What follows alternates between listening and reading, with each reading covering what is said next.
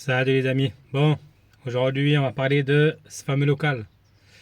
Donc le local, c'était donc un local en fait, il faisait 850 mètres carrés. Local commercial qui était dans mon secteur que je connais parfaitement. Et si tu veux, pour t'expliquer un peu le contexte, c'est un local que je voulais en fait transformer en 36 logements. Donc je l'avais vu plusieurs fois, tu vois, je passais à chaque fois devant pour aller chez un fournisseur. Et ce local-là, en fait, j'ai vu au départ, il était à vendre. Il était à vendre et du coup, il a été vendu parce que voilà, j'avais pas l'argent et tout, etc. Et après, cette personne-là, à la base, elle voulait faire une salle de sport, d'après ce qu'il m'a dit. Et du coup, voilà, son projet, il est tombé à l'eau et finalement, il a remis en location. Et du coup, il s'est dit entre-temps, finalement, au lieu de le mettre en loc, je vais aussi le proposer à la vente.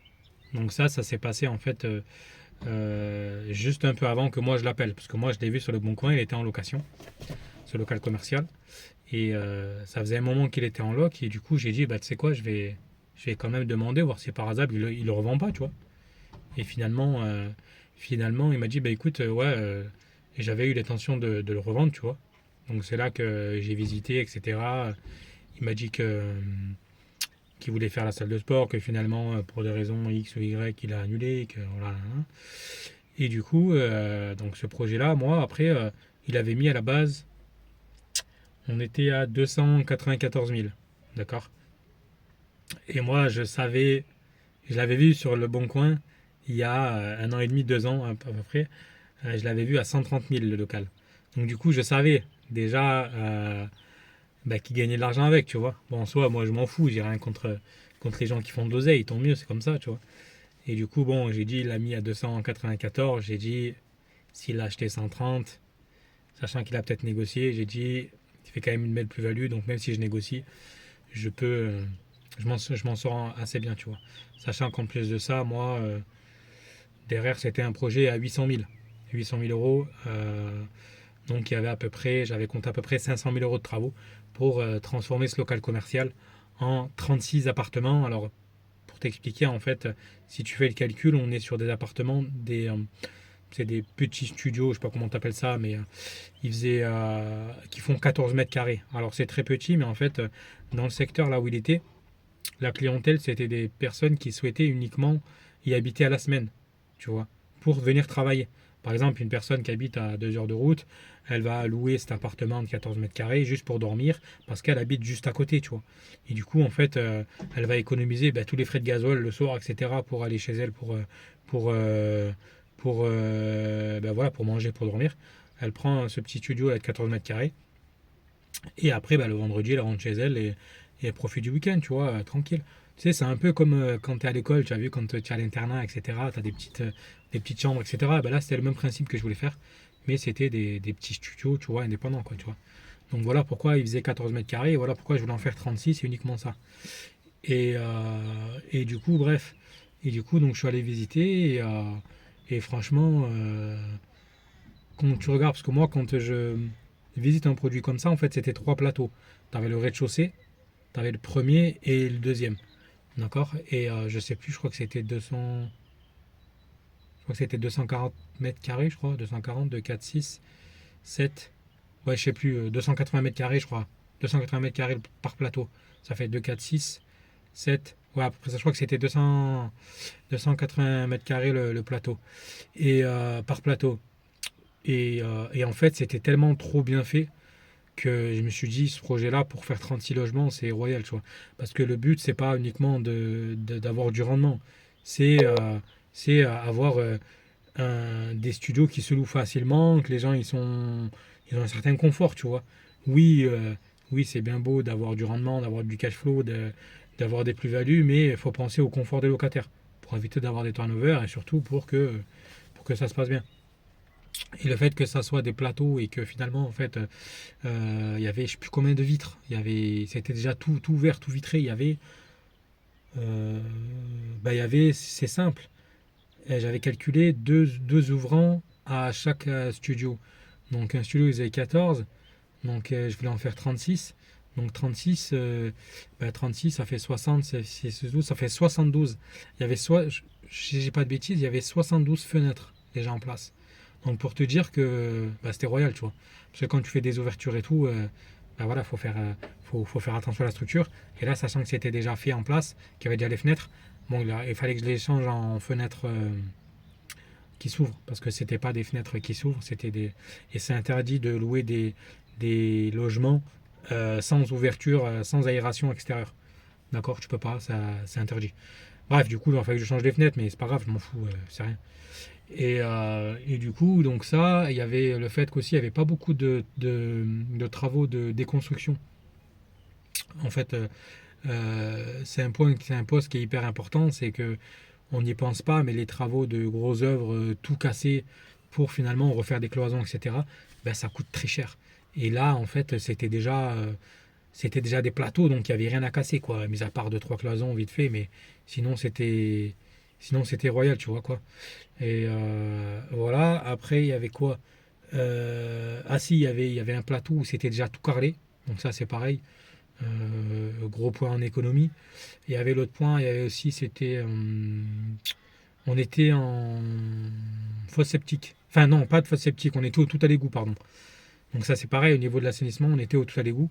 Donc ça aussi c'est une grosse économie à la clé parce que le raccordement au tout à l'égout, ça coûte très cher. Et là, c'est déjà fait. Et en sachant que s'il n'y a pas de tout à l'égout et que c'est des fosses septiques, je t'imagine pas le coût pour pouvoir mettre une fosse septique pour alimenter 36 logements, ça coûte très très cher. Donc c'est des postes qui sont, peut-être qu'on n'y pense pas, mais qui tout de suite permettent en fait des grosses économies dès le départ. Voilà. Et c'est surtout qu'après, il y a plein de points aussi qui faisaient que ce projet était intéressant. C'est que je te dirai à la fin si ce projet, si ce projet il va au bout ou pas. C'est que le fait que je fais 36 logements, alors mais tu es d'accord avec moi que tout ce qui est cloison, électricité, etc., c'était des artisans. Et en fait, le fait de faire 36 logements, j'aurais pu avoir justement des très bonnes affaires. Je parle de ça en fait chez les fournisseurs parce que tu vois, j'aurais commandé 36 cuisines, 36 éviers, j'aurais commandé quoi 36 colonnes de douche, 36 tu vois, et du coup, forcément, quand un fournisseur il te voit arriver et qu'il te dit tu m'en commandes 36, lui en fait il a clairement déjà de base chez son fournisseur parce que ton fournisseur il va commander aussi chez son fournisseur. Donc lui de base il a des offres et ce qui permet également de me faire aussi des offres. Donc du coup, en fait, c'est un élément qui est décuplé parce que tu vas avoir justement des très bons prix sur les cuisines, des très bons prix sur les éviers, des très bons prix sur l'ensemble de plein de choses. Parce que c'est pareil, quand tu fais appel à des artisans pour de l'électricité, tu lui dis fais-moi 36 appartements. D'accord avec moi que si les mecs ne me fait pas de prix, c'est certain que j'irai voir ailleurs. Tu vois, après c'est un principe. Après, je demande pas. En fait, je demande pas à faire moins cher ou à travailler ou à rogner sur sa marge. Moi, je pars du principe où si tu fais faire 36 logements, c'est certain que tu vas gagner du temps. D'accord? Parce que tu vas aller sur un seul chantier. Donc, le soir, quand tu t'en vas rentrer chez toi, tu n'es pas obligé en fait, de reprendre ton matériel et de remettre dans le camion et de partir sur un autre chantier. Tu sais très bien que le lendemain, tu es sur le même chantier pendant 6-7 mois et que forcément tu vas économiser, d'accord. Et puis si tu lui fais faire 36 logements, que ce soit les mêmes, c'est pareil, tu es d'accord avec moi que lui aussi il aura des offres sur les prix, sur les tableaux électriques, etc. Donc tout naturellement, en fait, il va pouvoir me faire des bons prix, d'accord, et sans forcément rogner sur sa marge. Et ça, c'est important. Ça ne veut pas dire que tu demandes des remises à des professionnels qu'en gros, tu lui dis de rogner sur ta marge. Non, c'est simplement que quand tu lui fais faire du volume, lui, il peut avoir des bons prix sur les fournitures. Donc, il est naturel que derrière, il te fasse aussi des bonnes remises. Voilà, c'est tout. Parce que tu le fais bosser, frère, tu vois. Moi, demain, je suis un artisan. J'ai un client qui me dit j'ai 36 logements à faire. Et frère, je suis refait, tu vois ce que je veux dire.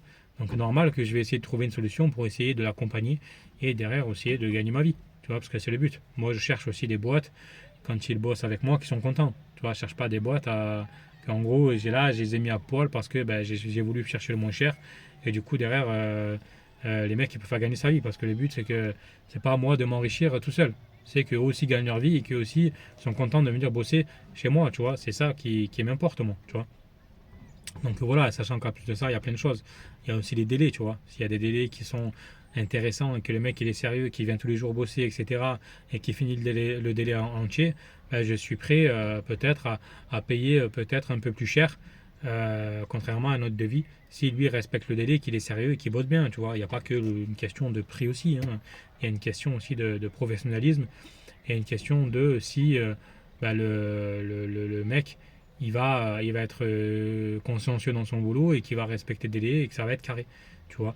Donc voilà, après qu'est-ce qu'il y avait? Ah oui, il y avait aussi, c'est que, je te le dis, c'est qu'en fait, ce local commercial, il est situé en fait dans une zone industrielle, d'accord, dans une zone où il y a beaucoup d'activités. Et ça, en fait, bah, c'est un gros point parce que il y a un, il y a pas de concurrent en fait. C'est-à-dire que si je fais des logements, il n'y a pas de concurrent, d'accord. Et du coup, bah, en fait, j'ai un peu le entre guillemets le monopole et de dire que bah, quand il n'y a pas de concurrent, bah, tu c'est top, tu vois, que ça soit à la location ou à la revente, c'est royal, tu vois. Donc voilà. Qu'est-ce qu'il y avait? Ah oui, bon, bien sûr, c'était dans un secteur que je connais, je te l'ai dit. Le prix. Donc le prix, il était à 294. J'ai fait une offre à 200. Franchement, je sais même plus en vrai. Combien j'ai fait l'offre? Je vais te montrer.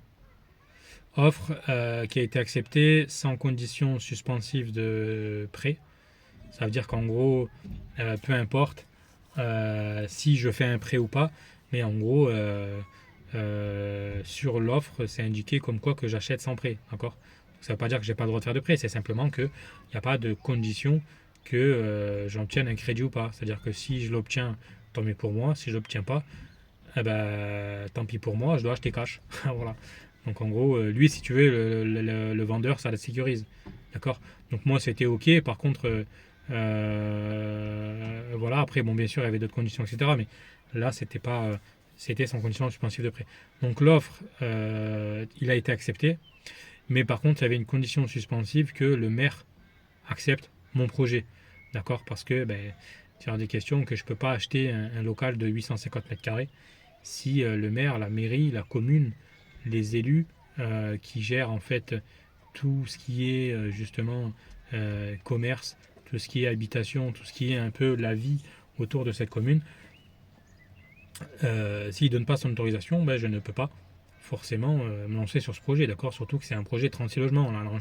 Là, je ne demande pas à diviser en deux logements. Je demande à transformer un local commercial en 36 logements. Donc c'est The Projet, tu vois. Quand ils m'ont arrivé et dire ça, ben, je pense qu'ils ont dû se dire, bon, lui, on va creuser un peu plus parce que, ben voilà, c'est pas un petit projet des cacahuètes, tu vois. Bon, du coup, je vais pas traîner pendant 25 ans.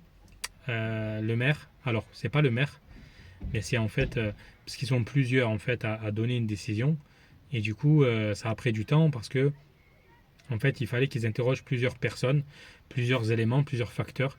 Et vu que, en fait, ce local commercial était dans une zone industrielle, une zone en fait où il y avait que des activités commerciales, il n'y avait pas d'habitation en tout cas à proprement parler.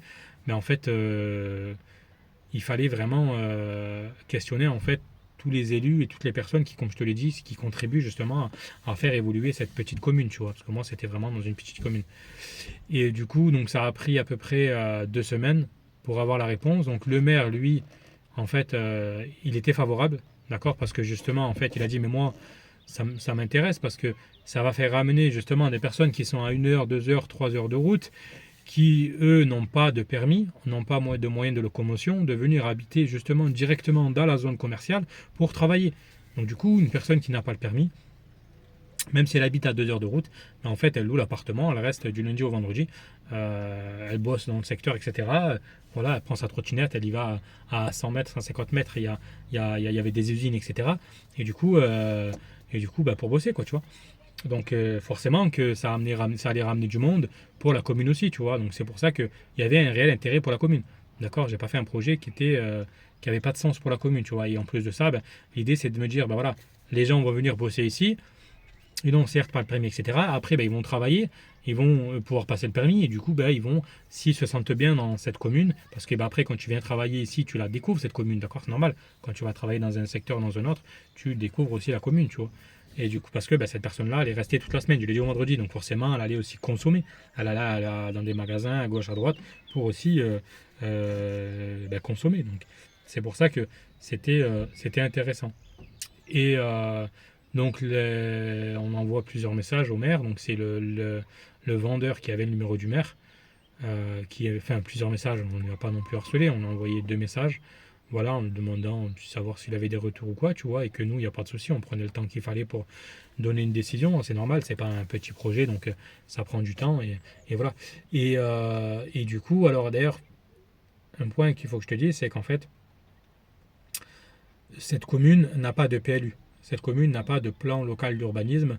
Et du coup, c'est quoi en fait un plan local d'urbanisme? C'est en fait c'est tout un tas de règles, d'accord, qui est régi directement et qui dit en fait ce que tu as le droit de faire, ce que tu n'as pas le droit de faire dans la commune, d'accord. Notamment, je te prends un exemple, par exemple, quand tu divises, tu vois, une maison que tu veux faire 4, 5 logements, il y a des communes qui, en fonction de la surface ou en fonction du nombre de logements, te disent, ben voilà, si tu veux diviser en temps de logements, il faut un nombre de parking déjà prédéfini, d'accord. C'est-à-dire que si par exemple tu veux diviser en 5 logements, ça sera peut-être marqué dans ton PLU que à chaque création de lot, il faut 2 places de parking, d'accord. Donc si toi tu achètes un immeuble en plein centre-ville et que tu n'as pas de place de parking, ton projet ne sera pas viable, d'accord. Bon là, c'était pas le cas. Je savais que je sais plus combien, j'avais beaucoup de places de parking. Je sais pas s'il n'y avait pas 5000 mètres carrés de terrain ou 3000 mètres carrés de terrain. Donc bref, donc les places de parking, je les faisais sans souci, tu vois. La question ne se posait pas. Donc en gros, c'est ça le PLU. C'est-à-dire que c'est voilà, et c'est grâce à ce PLU que tu peux voir si, notamment, si en fonction de, d'ailleurs, en fonction du secteur, etc., tu peux voir si tu peux se transformer ce local en habitation, si tu vois, si tu peux, par exemple, agrandir, tu vois, si tu veux agrandir, si tu peux, tu vois. Un PLU, ça sert à ça. D'accord. Et du coup, là, en fait, cette commune n'avait pas de plan local d'urbanisme. On était en zone RNU. D'accord. Zone RNU, c'est zone règlement, euh, ouais, règlement national d'urbanisme. En fait, c'est ça. Tellement bref. Et du coup, là, par contre, c'est différent. Il n'y a pas de PLU. C'est en fait, bon, il y a des règles de base, mais en fait, sur des projets comme ça, c'est justement les élus, c'est le maire, c'est voilà, toutes les personnes qui contribuent, comme je t'ai déjà dit, à faire évoluer en fait cette commune, qui en fait prennent la décision. Et du coup, notamment le maire et toutes les personnes.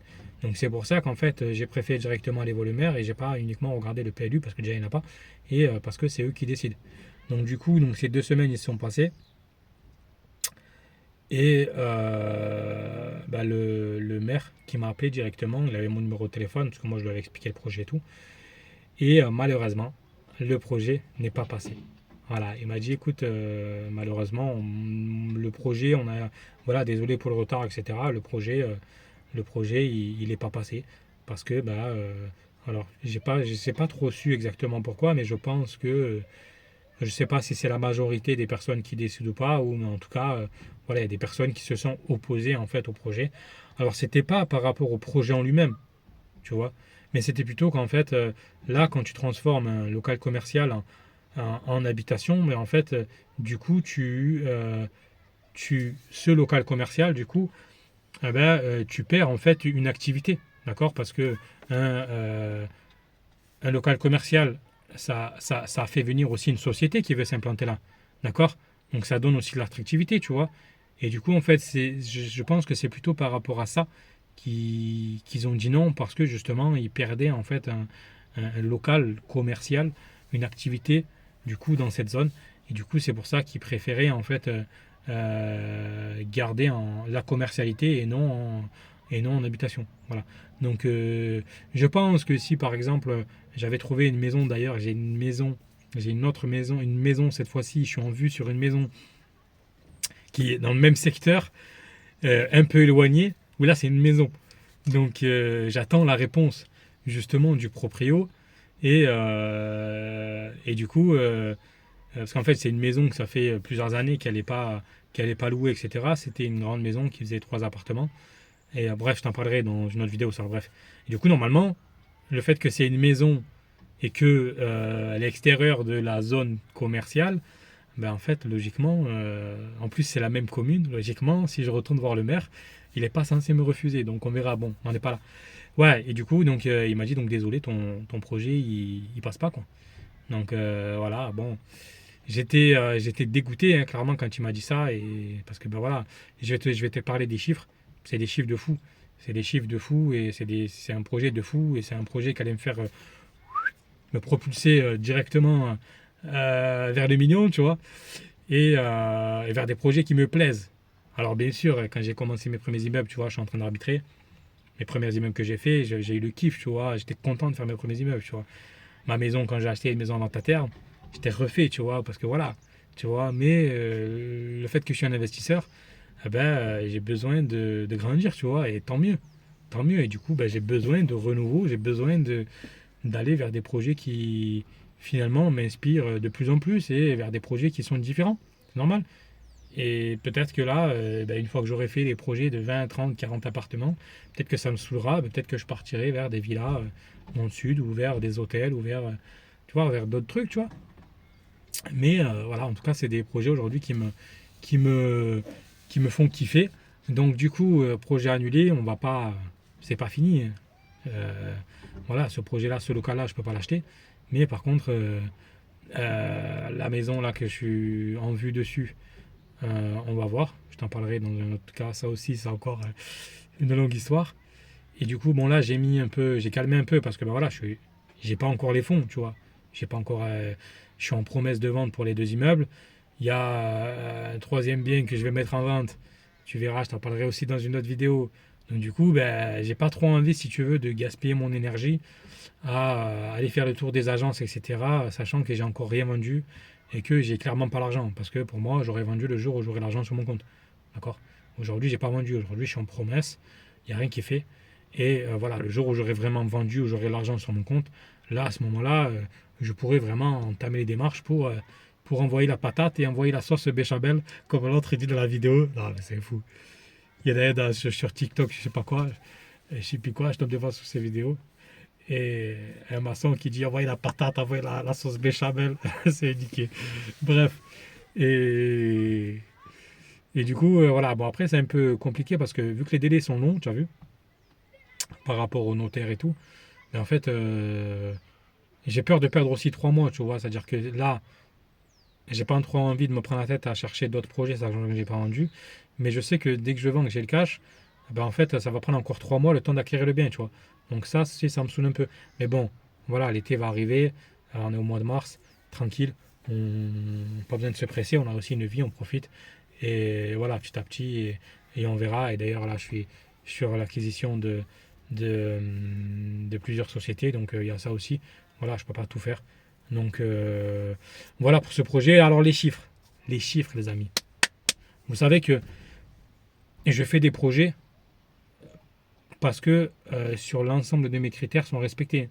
Je fais pas des projets histoire de parce que juste ça me kiffe, juste parce que il y a du cash flow, juste parce que c'est beau, c'est joli. Non, je fais des projets parce que ça correspond à la clientèle demandée, ça correspond aux produits que je veux faire, ça correspond en termes de chiffres. Tu vois, il y a tout un tas d'éléments qui fait que, hein.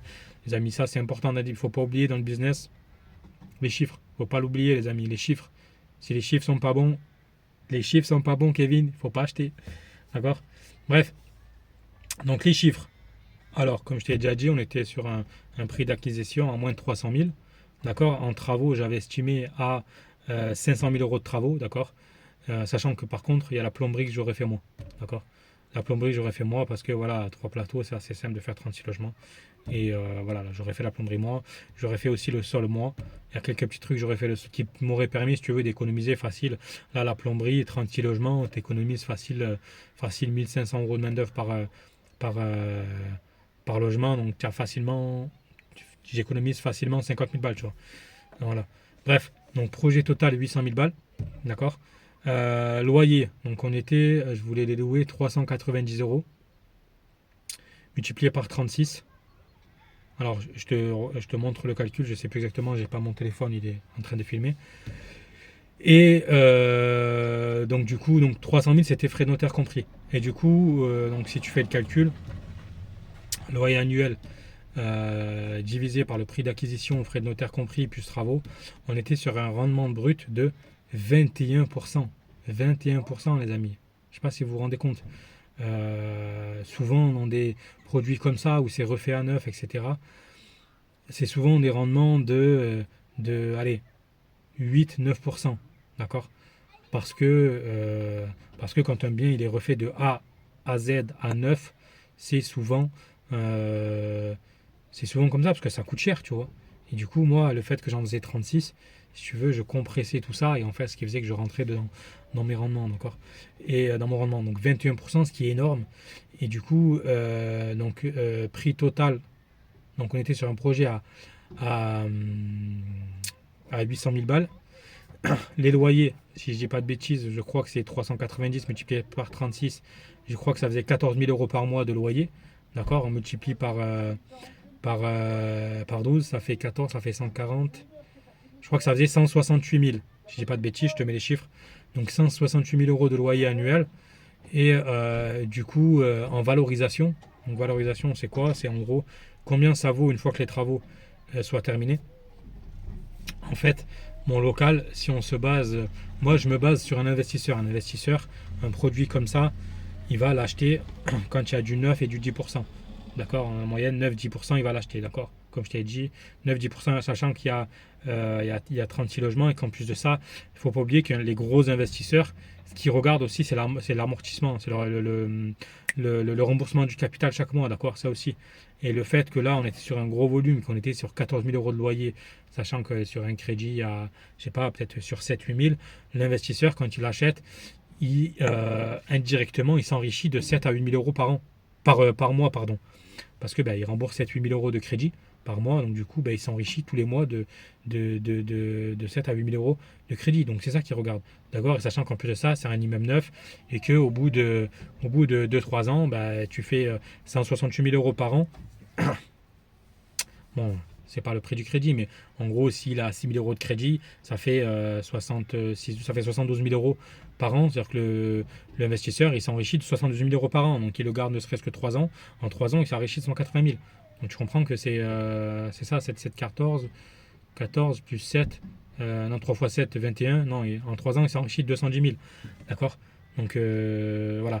Donc, du coup, on fait sur une base qu'un produit qui rapporte 168 000 euros de loyer par an, sur un rendement de 9% à peu près, on est sur un bien en prix de vente 1,8 million. D'accord? Moi, c'est comme ça que je me base, tu vois. Et du coup, ce qui fait que donc, si il en vaut 1,8 million et qui m'a coûté 800 000, il y a un actif net, une fois les travaux terminés, de 1 million. Je ne sais pas si tu te rends compte sur un produit, sur un projet comme ça. C'est colossal, c'est énorme. C'est énorme. Donc du coup, voilà quoi. Et bon, bien sûr, hein, là on parle pas de l'imposition, hein. Après, ça dépend si tu achètes en nom propre ou en société. Encore une fois, tu vas peut-être enlever, je sais pas moi, 60% d'impôt. Donc sur 1 million, tu enlèves 60%, il va peut-être te rester, allez, 400 000 net, tu vois. Bon, bien sûr, sans compter le remboursement du capital aussi. Donc en gros, j'aurais gardé le projet peut-être 2-3 ans, allez, même 3 ans. En 3 ans, en gros, j'aurais pu récupérer 600 000 euros net. En 3 ans, tu récupères 600 000 balles net dans la société, hein, bien sûr. Dans la société, alors je peux te dire qu'avec 600 000 balles net dans la société, tu, tu multiplies facilement tes invests et le million, tu l'as facilement net, hein. Donc, moi, tu sais, je regarde les chiffres, hein, voilà, hein. Donc, bref, ce projet-là ne s'est pas fait. Mais attention, les amis, vous savez que je suis chaud, que je suis déterminé, je lâche rien, j'ai faim, j'ai la dalle. Je crois que je sais plus que c'est l'autre, il dit là. Comment il s'appelle dans l'émission là, qui veut être mon associé. Ouais, je sais plus comment il s'appelle, là. Il dit j'ai la dalle. Bref, mais les amis, moi c'est sur ce type de projet-là que je vais me lancer maintenant. C'est fini les immeubles de 4, 5, 6 logements, c'est fini. C'est pas que c'est pas bien ou quoi, mais c'est que ça y est, moi ça m'inspire plus, ça. Ça m'inspire plus. Moi, c'est des immeubles de minimum 15 lots. Si je peux faire des immeubles de 60 apparts, je les fais les 60.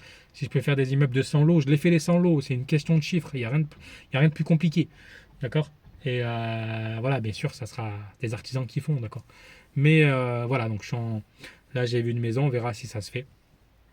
Et sinon, j'irai voir le tour des agences immobilières et je parlerai de ma recherche et je t'expliquerai aussi comment je fais pour rechercher des produits comme ça parce que voilà, ça se trouve pas facilement, hein. Là, on est sur des superficies en surface de plancher. Surface de plancher, c'est des surfaces, je dirais, exploitables. D'accord? Tu pars sur du rez-de-chaussée. Euh, Par exemple, une grande maison qui a des granges, qui a des ensembles immobiliers, etc., même si c'est pas habité, tu as de la surface de plancher, c'est déjà de la surface existante. Donc ça, c'est la surface que tu peux transformer en habitation, bien sûr, mais sous réserve que la mairie, l'urbanisme, etc., ils acceptent, tu vois. Mais c'est ça que je recherche, tu vois. C'est en gros comme ça. Mais moi, la complexité de mon projet, c'est que je suis dans une commune de moins de 3000 habitants, tu vois. Donc bien sûr, après, heureusement que il y a ma commune et après, il y a tout le secteur, tu vois. Mais moi, j'ai quand même un rayon, tu vois, maxi 20 km autour, tu vois. Donc c'est pas, j'ai pas beaucoup de choix, tu vois. J'ai pas le choix. Mais c'est bien parce que moi, j'habite à la campagne. Et du coup, le prix au mètre carré, il est faible. Et du coup, il y a pas mal de terrains, de jardins, etc. Donc, je peux faire des places de parking sans problème. En général, voilà, bon, là, c'est différent parce que voilà, on était carrément dans une zone industrielle, etc. Tu vois. Mais en général, si tu achètes des grands ensembles immobiliers, des grandes bâtisses et tout, en général, la mairie, les maires et tout, ils veulent des projets comme ça, tu vois. Tu vois y arriver un investisseur qui veut faire 36 logements neufs, etc., avec du jardin, avec, tu vois, c'est sûr que le mec il va se dire, ben ouais frère, si je refuse, je suis un fada, tu vois. Alors bien sûr, après, il faut pas que ça gêne le secteur environnant et tout, tu vois. Mais voilà, si c'est des produits qui sont refaits à neuf et qu'il y a et que c'est propre, tu vois, que c'est pas en mode clochard, tu vois, la mairie ils acceptent, tu vois. Donc voilà, on va faire ça, on va chercher et puis je vous tiendrai au courant les amis, hein. C'est pas parce que ce projet-là il s'est pas fait que qu'il y en a pas d'autres. C'est comme ça, c'est pas grave. Moi, si tu veux, les chiffres que je t'ai exposés, c'est des chiffres. Ça s'est pas fait sur celui-là, ça se fera sur un autre.